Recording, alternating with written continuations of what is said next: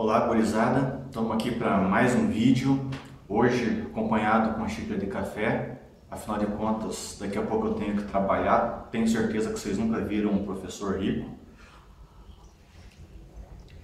Quero mais uma vez agradecer o apoio da galera aí, as manifestações de carinho. O canal tá crescendo, tá tomando uma proporção que inclusive está me tomando bastante tempo. Quero mandar abraço aí para mais alguns amigos. Quero lembrar do Vandinho, é o cara mais gambiarreiro que eu conheço, super gente boa, mito das gambiarras. Bojack, né, hoje é um dos meus gurus no mundo da cerveja artesanal. Qualquer coisa que você perguntar, o cara sabe. Se você quiser fazer cerveja de chifre de unicórnio fêmea, o Bojack já fez. Orley, parceiro de Manaus, junto com o Bojack, e Nayana também. Abraço, galera! No vídeo passado, sobre mostura, deliberadamente eu não falei sobre pH, que é um parâmetro importante na produção da cerveja, mas em condições caseiras ela é um pouco complicado de você controlar. Primeiro porque exige bastante conhecimento. Então você vai ter que estudar, acho que agora no começo não é esse o foco, lá na frente a gente fala um pouco sobre isso. Outra coisa, você precisa de equipamentos, os equipamentos são caros. De novo, no início agora eu recomendo que você privilegie outros equipamentos, conforme eu já falei nos vídeos anteriores. E o terceiro ponto é que a água que a gente tem aí disponível, ela já garante uma condição de mostura razoável. Se você usa água da rua, a água da rua hoje, se você filtrar ela com filtro de carvão ativado, ela está aí na faixa de uns 6,5 de pH, no máximo 7, com a infusão ela vai cair perto de 6, que é um valor aceitável. O ideal de um mosto é que ele fique entre 5,2 e 5,7. Mas até 6 ele é aceitável, um pouco acima disso. O que não pode é passar de 7. Se você compra água mineral, né, procure sempre comprar perto de 6,5, 6, que vai garantir um bom pH de mostura para você. Bom, então completando o vídeo anterior, agora a gente vai falar sobre a outra etapa, que é a fermentação. Segundo Palmer, e já falei isso no vídeo passado, quem faz cerveja é a levedura, o que a gente faz é mosto, é verdade. Só que a gente dá uma baita de uma ajuda, que além de fazer um mosto de qualidade, né, para que a levedura faça o trabalho dela, a gente também precisa garantir as condições para que a levedura faça esse trabalho de forma mais eficiente possível. Embora a levedura seja a grande estrela do processo, a gente dá uma baita de uma ajuda. Eu diria para vocês que essa etapa da fermentação, ela é disparada a etapa mais crítica, porque boa parte dos problemas acontecem aqui, mas boa parte mesmo. É a etapa onde você faz tudo certo e às vezes dá errado, onde você faz coisa errada e às vezes dá certo, por causa de um monte de coisa. Alguma dessas coisas a gente vai falar aqui. Principalmente porque a gente está lidando com um organismo vivo e os bichinhos têm às vezes vontade própria, né? No entanto, o consolo é que, embora seja a etapa mais crítica, também é a etapa que a gente tem a maior quantidade de material científico disponível. Muita coisa já foi estudada, muita coisa já foi testada e muita coisa já é conhecida. Então logo a gente usa a ciência para diminuir a probabilidade de erro. E também as dicas que a gente ouve aí das pessoas mais experientes. Aqui, quanto menos você inventar, melhor, né? Ouvir as recomendações da literatura, das pessoas que já estão acostumadas a fazer cerveja é bastante importante, porque aqui é muito fácil você errar. Bom, para você não criar uma expectativa com o vídeo, o que eu não vou abordar hoje? Não vou ensinar a fazer starter, não vou ensinar a lavar a levedura, reaproveitar a levedura, não vou discutir se hidrata ou se não hidrata, não vou comparar fermento líquido com fermento seco, porque já tem bastante material aí disponível na net. Recomendo os vídeos do Jamal lá do Beer School. É um cara que eu respeito bastante o trabalho dele, porque ele aborda as coisas com método e rigor científico. Então é bastante confiável a forma como ele aborda essas coisas, e eu me propus nesses vídeos não ficar reinventando a roda. Então aquilo que já tem bom a gente usa, né? E aí vocês prestigiam o canal do cara, ele é paranaense, gente boa, nasceu numa cidade vizinha da minha, Ipiabiru, germinado com Campo Mourão, abraço Campo Mourão. Mas disso tudo, eu vou citar o que eu faço, né? Eu procuro sempre comprar levedura líquida, não porque é melhor, porque a levedura líquida ela te dá mais opção para você trazer características específicas para a tua cerveja. Em geral, as leveduras secas elas são leveduras genéricas para você usar em vários tipos de cerveja. As líquidas elas são mais específicas. Uma levedura para uma Barley Wine, uma levedura para uma Red Ale, então isso que é legal. Então, quando eu posso, eu compro sempre líquida, mas não porque é melhor. Eu hidrato, já está comprovado que é a melhor, que é uma solução melhor do que você jogar direto a levedura diretamente no mosto. E agora eu estou começando a caminhar para fazer o starter, porque eu estou aumentando a minha produção e a gente descobre que o starter dá uma baita de uma ajuda na fermentação. Então é isso que eu faço, tá? Sem entrar muito em discussão. Vamos aos cuidados aí que vocês precisam ter. De novo, aqui você faz certo e às vezes dá errado, faz errado dá certo, mas você tem que diminuir a probabilidade de dar algo errado. Então é por isso que a gente vai falar dos cuidados. Sanitização. Como ela é etapa frio, aqui a probabilidade de acontecer alguma contaminação ela sobe exponencialmente. Então qualquer cuidado, todo cuidado com sanitização é extremamente importante. Use o que você tem disponível aí, álcool 70, o Iodofor, enfim, o que você tiver você usa. Por quê? Porque a gente está trabalhando em condições, a gente está fazendo cerveja em condições que elas não são muito das adequadas, porque a gente está fazendo em casa, você tem micro-organismo no ambiente espalhado para toda parte, e a possibilidade de acontecer alguma coisa ela é muito grande, mesmo você tomando cuidado. Então imagine se você não tomar. Cálculo da levedura para a tua cerveja. Eu vou deixar linkado aqui algumas calculadoras para você calcular a taxa de inóculo das leveduras e colocar a quantidade correta. É extremamente importante, sabe? Aí tem a recomendação dos fabricantes, por exemplo, para 20 litros com OG até uns 1.050, coloque um saquinho de 11 gramas. Eu já vi muita gente com OG de 1.060 colocar 11 gramas e discutir que dá certo. Às vezes dá certo, muitas vezes não dá certo.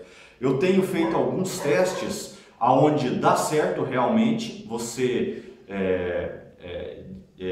não atender a recomendação do fabricante, mas na maioria das vezes você tem problema para atingir a tua FG se você não respeitar as recomendações do fabricante. Conforme eu disse, são organismos vivos. Às vezes eles te obedecem, às vezes eles não te obedecem. Então, por via das dúvidas, usem a ciência, usem as recomendações, que é o melhor caminho. Tá? Não sejam teimosos. Outra coisa que é extremamente importante é controle de temperatura. Não adianta, se você não faz um controle de temperatura, pode dar certo a tua cerveja, a tua fermentação, pode dar, só que se você não garante repetição das coisas. Uma hora você fermentou numa temperatura ambiente, aí deu uma coisa, você vai fazer a mesma receita numa outra temperatura, vai dar outra coisa. Com a temperatura controlada, você garante um mínimo de condições para tentar repetir a cerveja. Outra coisa, se você reaproveita a levedura, recomendo não reaproveitar a levedura com mais do que um mês guardado na geladeira. Esses dias eu fiz uma besteira aí de aproveitar uma lama de 4 meses guardada. Eu sabia que a probabilidade de dar problema era grande e, de novo, fui teimoso, deu problema. Por isso que eu digo, ouça a ciência, porque a probabilidade de você acertar ela aumenta consideravelmente. Aeração. Meu moço saiu da fervura, joguei para o balde fermentador, inoculei o fermento e agora eu preciso aerar. Você vai encontrar um monte de coisa aí de dica na internet. O ideal é que você fizesse a injeção de oxigênio, porque o oxigênio nessa etapa, nas primeiras 24 horas, ela é extremamente essencial para a levedura começar a fazer o trabalho dela, né? Então a aeração ela precisa acontecer. Então você fazer a injeção de oxigênio puro seria a melhor solução, mas é muito caro, tá? Aí tem as bombas de aquário que o pessoal usa, enfim, o que eu uso é chacoalhar o máximo possível que eu conseguir o fermentador para dar uma boa aeração. Tem dado resultado, tá? De novo, a gente tô dando essa dica porque a condição caseira. Então chacoalha bastante o fermentador, aí o máximo que você conseguir, enquanto você tiver força, aí joga na geladeira que eu acho que vai dar certo. Pelo menos para mim tem dado certo ao longo dessas várias braçagens que eu fiz. Bem, a minha cerveja vai para a geladeira em temperatura controlada e eu preciso configurar a temperatura de fermentação dessa cerveja. É importante você saber que cada levedura tem uma faixa de trabalho de temperatura mínima e máxima, tá? Dentro dessa faixa é importante você saber que próximo do limite inferior as leveduras elas trabalham mais devagar, ou seja, a fermentação vai ser mais lenta, vai demorar menos dias, vai demorar mais dias para fermentar. O que isso te traz como resultado para a tua cerveja? Em tese é uma cerveja mais neutra, menos esterificada. Estou falando isso de forma geral. Se a cerveja se a fermentação está próxima da temperatura de limite superior, a atividade da levedura ela aumenta, a fermentação vai ser mais rápida, vai demorar menos dias e isso vai te gerar um pouco mais de esterificação da tua cerveja, que geralmente está relacionado com sabores mais complexos, frutados, enfim. Isso é de uma forma geral. 99,99% das cervejas que a gente faz em casa, ou elas são ales ou elas são lagers, né? As ales são de alta fermentação e elas trabalham numa faixa de temperatura maior, essas leveduras, que em geral é entre algo em torno de 14 e 25 graus. As ales tendem a ser cervejas, elas podem ser neutras, mas por trabalhar em temperaturas maiores, elas são mais altas, elas geralmente são mais esterificadas, mais frutadas, né? As lagers, por outro lado, por ser uma cerveja de baixa fermentação, as leveduras trabalham em temperatura mais baixas, algo em torno de 8 e 14 graus. São cervejas, na maioria das vezes, neutras e às vezes um pouco mais floral, né? Então, existe outras classes também, mas não vamos abordar aqui no vídeo. Minha cerveja foi para o fermentador, começou a fermentação, fui acompanhando, terminou a fermentação. E agora, o que eu faço? Existe uma etapa que chama maturação, que é você elevar a temperatura da geladeira a alguns graus para que as leveduras elas reabsorvam alguns subprodutos que elas mesmas geram durante a fermentação. Alguns estilos isso é extremamente essencial para garantir uma cerveja mais limpa possível. No caso das lagers isso é fundamental. Algumas ales pode pedir isso ou não. Em condições hoje que eu estou fazendo em casa, eu dificilmente numa ale eu faço essa maturação de você elevar a 2, 3 graus acima, deixar mais 2, 3 dias para as leveduras fazer essa reabsorção. Na maioria das vezes, se não for uma lager, eu jogo a temperatura de novo para próximo de zero para decantar as leveduras. Mas enfim, alguns estilos pedem essa maturação aí para que as leveduras reabsorvam esses subprodutos gerados por elas mesmas. Olha aqui quem chegou agora, é meu camaradinho Afonso. Dá um oi pra galera. Oi. Daqui a pouco ele vai tomar café. Enquanto isso eu vou falar de clarificação. que é quando você baixa a temperatura da geladeira o mais próxima de zero possível que a tua geladeira aguentar. Tem dois porquês disso, né? Que primeiro, que quando você baixa a temperatura, você vai fazer com que as leveduras elas parem a sua atividade, né? Então você vai desativar as leveduras. Com elas parando de trabalhar, o que vai acontecer? Elas vão decantar por fundo do balde fermentador e compactar numa forma de uma lama bastante compacta ali. E isso também, né, com a decantação, isso vai deixando a tua cerveja mais limpa e clara. Quanto mais próxima de zero essa temperatura tiver, mais rápida vai ser a decantação, mais clara tende a ser a sua cerveja. Afonso já foi tomar o café dele. Quanto tempo eu deixo essa cerveja maturando aí ou clarificando a 0 graus? Hoje, para um ale, eu deixo aí algo em torno de 15 dias, tá? Tem me garantido cervejas bastante claras. No caso das lagers, que é bonito você ter uma lager bastante clara, eu deixo aí pelo menos de 3 semanas a 1 mês maturando ou clarificando a 0 graus para a cerveja ficar bastante limpa. Lembrando que, gente, se tem uma coisa que vocês não adiantam ter pressa, é nessa etapa da fermentação.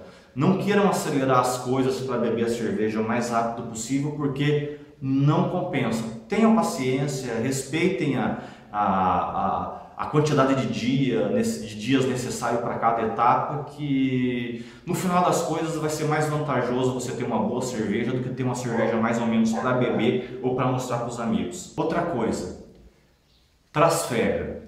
Terminou a fermentação, vou decantar a levedura. Faça a trasfega da cerveja para um outro balde para separar a levedura da cerveja. Olha, também já está mais que provado que isso não precisa, tá? Então hoje eu não faço trasfega de um balde para o outro, salvo em condições extremamente particulares. Quando que eu faço a trasfega? Quando eu vou fazer um dry hopping, porque daí eu vou querer usar a levedura, vou querer reaproveitar a levedura numa outra cerveja. Embora tem gente que não faz a trasfega mesmo fazendo dry hopping. Eu faço a trasfega quando eu faço dry hopping. Outra coisa que eu também faço a trasfega é quando eu vou clarificar uma cerveja com gelatina. Dificilmente eu uso gelatina. Mas quando eu resolvo usar, eu faço a trasfega. Embora também tem gente que diz que não precisa fazer a trasfega. Eu faço por garantia, tá? Mas em 90% das cervejas que eu faço, eu não trasfego, tá? Inclusive a gente que não... Eu ainda trasfego a cerveja quando eu vou engarrafar. Então eu faço a trasfega de um balde pro outro para engarrafar, para fazer o envase. Tem gente que hoje nem essa trasfega faz. Já pega a cerveja diretamente da geladeira e já começa a envasar com muito cuidado para não levantar fermento do fundo do balde. Mas enfim, se você puder evitar a trasfega, evite, porque daí você não corre o risco de contaminação, mesmo que pequeno, já no final uma vez que a fermentação terminou, o risco de contaminação diminui, mas ele continua existindo, então você diminui esse risco, você diminui o risco de oxidação também, então só faça a trasfega se for extremamente necessário. Outra coisa, não se preocupem com o airlock se ele não estiver borbulhando, veja com o densímetro refratômetro o que está acontecendo. Às vezes você está com vazamento porque o balde não está fechado hermeticamente. É isso, chegamos ao fim aí de mais um vídeo, obrigado. Se você gostou, dá um like, né, no vídeo, acompanhe os outros vídeos na nossa fanpage Bronco Beers no Facebook. No próximo a gente vai falar de clarificação, comparando com o uso da gelatina e o Crash Code. Obrigado aí, a gente se vê na próxima semana. Abraço!